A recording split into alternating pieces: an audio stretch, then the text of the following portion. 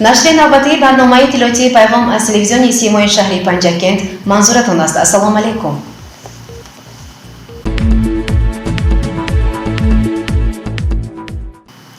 با مقصد شناسایی با رفت بنیاد انشاءات جشنی و جریان آمادگی به دعوت بهاری جوانان به صف قوه‌های مسلح جمهوری تاجیکستان، رئیس شهر پنجکند عبدالخالق خالقزاده به جماعت‌های دهاتی سوجینه و یوری سفری کاری انجام داد. گزارش نخستین برنامه در همین باره آماده شده است. با مقصد عملی نمودن دستور و هدایت‌های اساسگذار صلح و وحدت، پیشوای ملت، پرزیدنت جمهوری تاجیکستان امام علی رحمان و راهنمایی‌های معاون اول رئیس مجلس ملی مجلس عالی جمهوری تاجیکستان، رئیس ولایت سوخت محترم رجب‌بای احمدزاده جهت اجرای کارهای آبادانی و سازندگی و اجرای نقشه دعوت بهاری نوسکران به صف قوه‌های مسلح جمهوری تاجیکستان، رئیس شهر پنجکند محترم خالقزاده عبدالخالق از جماعت دهات سوجینه بازدید به عمل آورد. ضمن بازدید با رئیسان جماعت‌های دهات ملاقات دایر نمود. در ملاقات رئیس شهر درباره سزاوار تجلیل نمودن 30 سالگی استقلالیت دولتی جمهوری تاجیکستان سخنرانی نموده قید کرد که رئیسان جماعت‌ها را ضرور است با دستگیری صاحبکاران و شخصان سخاوتپیشه کارهای آبادانی و سازندگی را وسعت بخشند و این جشن ملی را با دستاوردهای نظررس استقبال گیرند. ضمن ملاقات رئیس شهر از اجرای نقشه دعوت بهاری نوسکران به صف قوه‌های مسلح جمهوری تاجیکستان از مسئولین جماعت‌ها پرسش به عمل آورده آنها را وظیفه‌دار کرد که نقشه دعوت را در مهلت معین گردیده اجرا نمایند. همزمان رئیس شهر پنجکند عبدالخالق خالقزاده در ملاقات با خواجگیداران جهت عاقلانه استفاده نمودن هر یک پارچه زمین سری وقت اجرا کردن کشت بهاری مصلحت‌های مفید داد. راهبریت ریاست کشاورزی شهر عهدهدار گردیدند که برای بنیاد باغ انگور از نهال‌های محلی 1.5 میلیون قلمچه‌های تاک را آماده نموده بنیاد باغ‌های انگور را به راه مانند. همچنین رئیس شهر پنجکند از گرمخانه صاحبکار حیدرов رامیز ساکن دهه دشت جماعت دهات سوجینه دیدن نمود. گرمخانه در مساحت 0.3 گکتار تشکیل گردیده در آن 3 نوع پمیدور خوشصفت و درختان میوه دهنده لیمون، انار و گل‌های آرایشی پرورش می‌یابند. 5 نفر اعضای عائله در و سامان رساندن کارهای گرمخانه جلب گردیدند. صاحبکار یادآور شد که آینده از حساب زمین‌های ذخیروی جماعت شماره گرمخانه‌ها را زیاد نموده پرورش محصولات‌های کشاورزی خوشصفت را برام مانده با این وسیله بازار محلی را با این محصولات‌ها تامین نماید. همزمان رئیس شهر پنجکند از بناهای جشنی و مرکزهای خدمت‌رسانی جماعت از قبیل مرکز سودای خوراکواری، سرتراشخانه زمانوی و خانه سلامتی جماعت بازدید به عمل آورده مسئولان را دستور و سپارش‌های مشخص داد. در خاتمه سفری کاری در جماعت دهات سوجینه رئیس شهر عبدالخالق خالقزاده 12 نفر کودکان نیازمند جماعت را عیادت نموده آنها را با تحفه‌های جشنی سرفراز گردانید. همزمان رئیس شهر پنجکند محترم عبدالخالق خالقزاده با مقصد شناسایی از رفت ساختمان انشاءات‌های جشنی به جماعت دهات یاری تشریف آورد. نخست رئیس شهر از بنیاد ساختمان پل ماشینگذار دهه یاری که با اقدام صاحبکار جلالов سیدمراد بنیاد گردیده است دیدن کرد. این پل ماشینگذار 12 متر درازی و 4 متر پهنایی داشته با خرج مبلغ‌های برای سفر حج پس‌انداز شده صاحبکار خیراندیش ساخته شده است. ضمن بازدید از این ساختمان به مسئولان جماعت دهات رئیس شهر دستور داد که در دو طرف شفط این پل ماشینگذار نهال‌های آرایشی شنانیده کارهای سبز و خرمگردانی را به راه مانند. همچنین رئیس شهر پنجکند محترم عبدالخالق خالقزاده در این سفری کاری از میدانچه ورزشی دهه یاری که با تشبث صاحبکار دیگر دهه رجبov عزت‌الله به پیشواز 30مین سالگرد استقلالیت دولتی جمهوری تاجیکستان برای نورسان و جوانان مورد استفاده قرار داده شده است دیدن کرد. صاحبکار رجبov نیت دارد تا جشن 30 سالگی استقلالیت دولتی جمهوری تاجیکستان باز یک میدانچه دیگری ورزشی سازد. در شفط ورزشگاهی بنیاد گردیده با تشبث صاحبکار دیگر دهه рақибов муталиб сохтмони маҷмӯаи варзиши дигар ҷараён дорад ки то ҷашни 30-солагии истиқлолияти давлатии ҷумҳурии тоҷикистон мавриди баҳрабардорӣ қарор мегирад. дар деҳа ҳамчунин аз ҷониби соҳибкор ҷӯрабоев ҷӯрабой бинои муассисаи таълимӣ барои 400 нафар хонандагон сохта шуда истодааст ки корҳои рангуборнамоӣ ин ҷо бо суръат идома доранд. дар саҳни бино ниҳолҳои мевадиҳанда шинонда шудааст. ҳамзамон дар ҷамоати деҳоти ёрӣ дар хоҷагии хушвақт дар масоҳати 1.5 гектар кишти баҳории картошка гузаронида шуд. дар хотимаи сафари кории раиси шаҳр абдухолиқ холиқзода бо фаъолони деҳа, собиқадорону шахсони кордон доир ба масъалаҳои ҳалталаби ҷамоат суҳбати рӯбарӯ доир намуд ва ба масъулон супориш дод ки сохтмони боғи парчами давлатиро дар маркази ҷамоат ба нақша гиранд.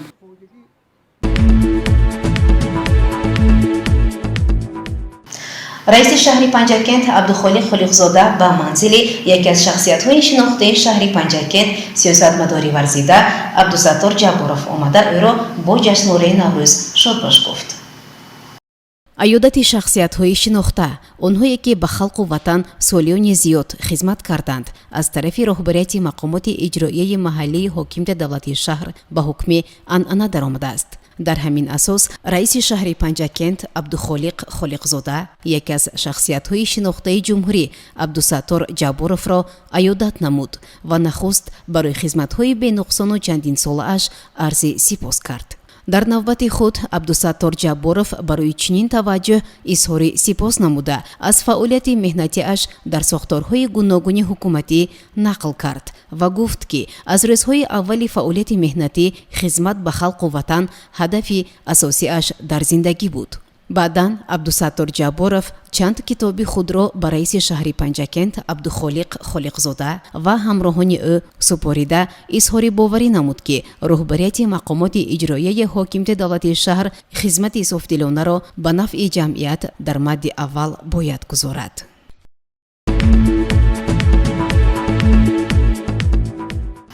идомаи барнома гурӯҳи аввалини ҷавонон ба сафи артиши миллӣ сафарбар карда шуданд. тафсилоти бештар дар гузориши хабарнигорони мо. гурӯҳи нахустини ҷавонписарони синни давлатӣ дар шаҳри бостони Панҷакент бо волидони хеш дар комиссарияти ҳарбии шаҳр ба ҳам омада ҳангоми мусоҳиба изҳор доштанд ки хизмат барои ҳар як ҷавон қарзи бошарафу муқаддас буду имрӯз ҳам бояд ҳаминтар боқӣ бимонад. ман раҳимову муборис лутфуллоевич, курсанти мактаби ронандагии ташкилоти ҷамъиятии мададгори мурофиаи шаҳри Панҷакент мехоҳам бо хоҳиши худам ба сафи қувваҳои мусаллаҳи ҷумҳурии Тоҷикистон дохил шуда хизмати муҳтар ватанро сарбаландона иҷро намоям. сипас онҳо тариқи роҳпаймоӣ ба маҷмӯи эҷодии фарҳангии кохи доҳи шерли номда дар маросими тантанавӣ бахшида ба рӯзи даъватшаванда ширкат намуданд. инҷо раиси шаҳри Панҷакент Холиқзода Абдухолиқ сухан гуфта ба ин фарзандони далери ватан барои ихтиёран ба сафи хизмати модарватан рафтан изҳори сипос намуд.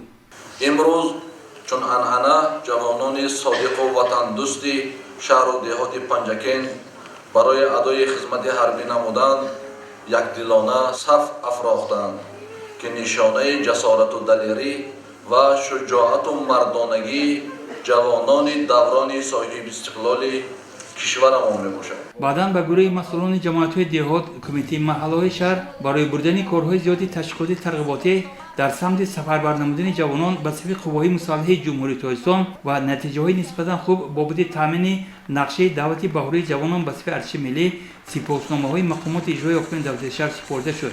инҷо ҳамзамон ба гурӯҳи калони ҷавонон даъватшавандаҳо ки курсҳои ронандагиро дар мактаби ронандагии ташкилоти ҷамъиятии мададгори мудофиаи шаҳри Панҷакент хат намуданд шаҳодатнома супорда шуд. суханронии чанд нафар даъватшавандаҳо далел ба он фикр буд ки онҳо ихтиёри ҳифзи модар ватанро ба ӯҳда гирифтанду ин иқдомро қарзи шаҳрвандии хеш медонанд. бо хоҳиши худам ба комиссарияти ҳарбии шаҳр ариза пешниҳод кардам ва хостам мисли родмардони ватан дар қувваҳои мусаллаҳи ватани азизамон хизмат намоям. шукргузорӣ аз ватани азизам мекунам. шукр мекунам ки дар давлати соҳибистиқлол зери осмони мусаффо умр ба сар мебарам. орзу дорам ки марзу буми ватани азизамро содиқона ва сарбаландона ҳифз намоям ва барои гулгулшукуфоӣ тоҷикистони соҳиби истиқлол саҳми арзандаи хешро гузошта бошанд. бар дари мулк посбон ман нашавам кӣ мешавад, боиси сулҳ дар ҷаҳон ман нашавам кӣ мешавад. баромади чанд нафар волидон низ як нав ифтихор буд аз чунин фарзандони далеру шуҷои ватан. ما امروز خرسندیم که فرزندان ما و خدمت مادر وطن میروند. شکرانه استقلال دولت، شکرانه صلح و ثبات در کشور می نمایند و فخر از آن دارم که امروز فرزند من با خواهش خود و صف قوه‌های مسلح جمهوری تاجیکستان داخل شده با دل و نیت پاک برای خدمت به وطن مادر سفربر می شود. من از فرصت مناسب استفاده برده از تمام جوانان باور و ناموس پنجکین باستان دعوت به عمل می‌آورم که از خدمت به وطن سر نکشیده به خدمت آماده باشند. дар хотима барои даъватшавандаҳо дар тарабхонаи меҳру муҳаббат зиёфати хоксорона орзуста шуд. барномаи консертӣ ба рӯзи даъватшаванда ҳусни анҷом бахшид. ёдовар мешавем ки имрӯз 150 нафар ҷавонони шаҳри деҳоти панҷакен бо амри дилу ҳидояти виҷдон ихтиёрӣ ба сафи артиши миллӣ сафарбар шуданд. намояндаҳои шаҳри босонии панҷакент дар озмуни вилоятии катбонуи беҳтарин ширкат варзида аз рӯи яке аз номинатсияҳо ҷойи аввалро ишғол намуданд. ба идомаи мавзӯъ таваҷҷӯҳ намоед. вобаста ба низомномаи озмуни вилоятии катбонуи беҳтарин ин чорабинӣ барои муаррифии таомҳои миллӣ ва ҳунари волои катбонигӣ дар қаҳвахонаи сӯхти шаҳри хуҷанд гузаронда дар он намояндаҳо аз шаҳри ноҳияи вилоят ширкат варзиданд. дар ин радиф намояндаҳои шаҳри босонии панҷакен низ бо роҳбарии мудири шӯъбаи корбозонон ва оилаи мақомоти иҷроии ҳокими давлати шаҳр ҳамзира замонова ширкат доштанд. иштирокчиёни озмун аз рӯи 6 шартҳои муайяншуда байни ҳам қуввоз муда барои пирӯзӣ кӯшиши зиёд ба хаҷ доданд. боиси хушнудист ки катбонуҳои панҷакени босонӣ низ дар ин озмун иштироки фаъолона дошта аз рӯи номинатсияи шашум яъне малакаи омода намудани намудҳои гуногуни шӯридани хамир барои пухтани нон ва дигар маҳсулоти ордӣ маҳорату малака нишон доданд ва сазовори ҷойи аввал гардиданд ва бо ҳамин исбот намуданд ки дар ин номинатсия бо онҳо баробар будану баробар шудан имкон надорад.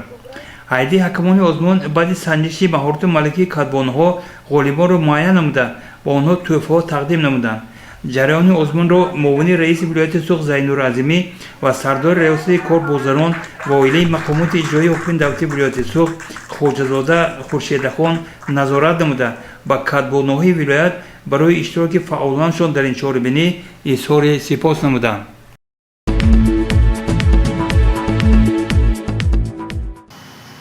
бинандагони гиромӣ, дар ҳаминҷо барномаи иттилоотии пайғом ба поён мерасад. барои ҳар яки шумо тансиятиву некномиро хоҳонем. то барномаи дигар шоду пирӯз бошед. хайр.